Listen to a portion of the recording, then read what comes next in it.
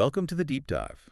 Today, we're tackling something called the Jackknife resampling method. That's right. Sounds technical, maybe, but think of it as a smart way to kind of stress test your data insights. Exactly. A stress test. We've gathered some info, Yeah. and our mission for you listening in is to get a really clear handle on what the Jackknife actually is, why it's valuable for understanding data, but also where it might stumble a bit, its limits. Absolutely. Ready to add another tool to the kit?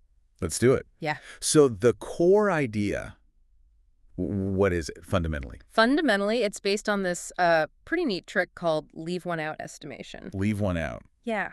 Imagine your data set is like a team. The Jackknife works by seeing what happens to the team's performance. That's your statistic, right? Like an average or something. Exactly. Your average, correlation, whatever you're measuring. It sees what happens when you remove just one player, one data point at a time. Yeah. And you do this over and over, leaving out each player or data point in turn. It's systematic. Right, systematic. Now, I've heard of bootstrap resampling. This sounds kind of similar. How is it different? That's a really common question. They both help us understand variability, yeah, but the how is totally different. Okay. Bootstrap is like creating tons of new teams by randomly picking players from the original team, and this is key with replacement. So you could pick the same player multiple times. Precisely. Or leave some out entirely just by chance. Jackknife isn't random like that.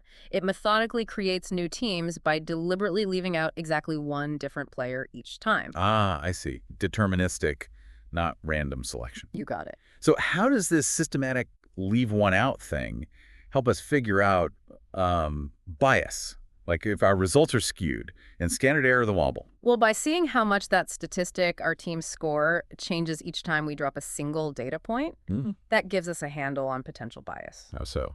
Think about it. If your average score consistently jumps up every time you remove any single low score, well, that suggests the original average might have been pulled down, right? Bias low. Okay, that makes sense. And standard error. And the standard error, yeah.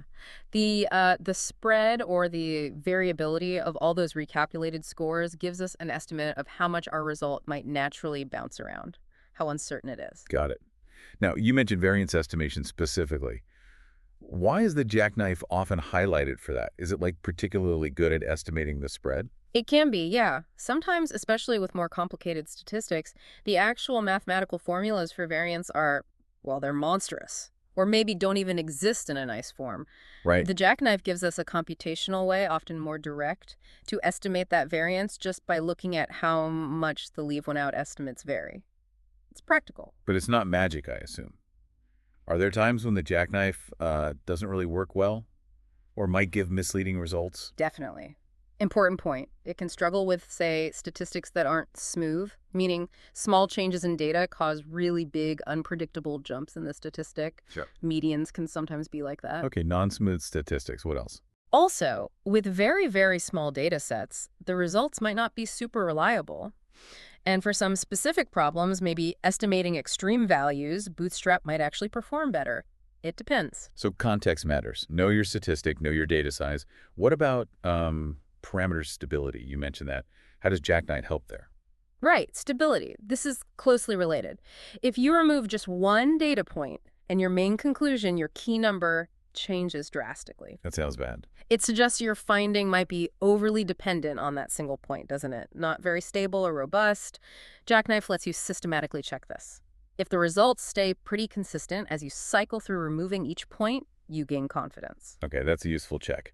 Now, practically speaking, if someone wanted to try this, say in R or Python, what's the basic process, conceptually? Conceptually, it's pretty straightforward. You loop through your data. In each step of the loop, you temporarily set aside one data point. Just ignore it for a moment. Exactly. Calculate your statistic, your average, your model coefficient, whatever, on the remaining data. Store that result. And repeat for every single point. Yep. Do that for all undata points. Then you've got slightly different estimates. You analyze those estimates to figure out bias and standard error. Most software packages automate this loop. Makes sense. Can we push it further? Like use it for choosing between different models? Yeah. Or figuring out which features, which variables are important? Well, its core strength is really the bias and variance stuff. But yeah, you can adapt the idea. You could see how much, say, a model's prediction accuracy changes when you leave out certain data points or even certain features. Sort of like a sensitivity analysis. Kind of, yeah.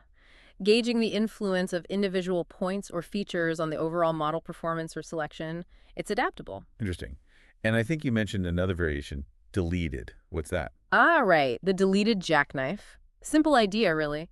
Instead of leaving out just one observation at a time, you leave out a small group of deader observations. Why do that? Couple of reasons. If you have a massive data set, leaving out more at once can speed things up computationally. Or sometimes you might be interested in the combined influence of small groups, not just individuals. Gotcha. And one last application, linear regression.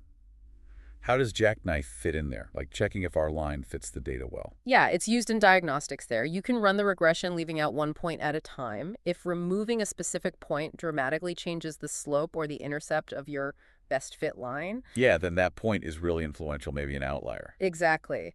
It flags those high leverage points or potential outliers that might be unduly twisting your regression results. It helps assess the model's robustness to individual data points. Okay, let's try and pull this all together. The Jackknife is this systematic leave one out resampling method. Right. Deterministic. It's different from Bootstrap's random sampling, and it's particularly handy for getting estimates of bias and standard error, especially when the math gets complex. And checking stability. Checking stability, yeah. Seeing how much results depend on single data points, it has limits, doesn't work perfectly for everything, especially non-smooth stats or tiny data sets. Quick summary. But it's a solid tool for digging deeper into variance, influence, and just generally understanding how robust your findings really are. Absolutely.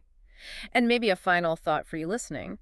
Where in your world, your work, your interests, is it really critical to know if a key result is potentially biased? Or maybe just shaky, highly dependent on a few specific inputs. Exactly. Could a technique like the jackknife give you that extra layer of insight, that confidence check on the information you rely on? Something to think about.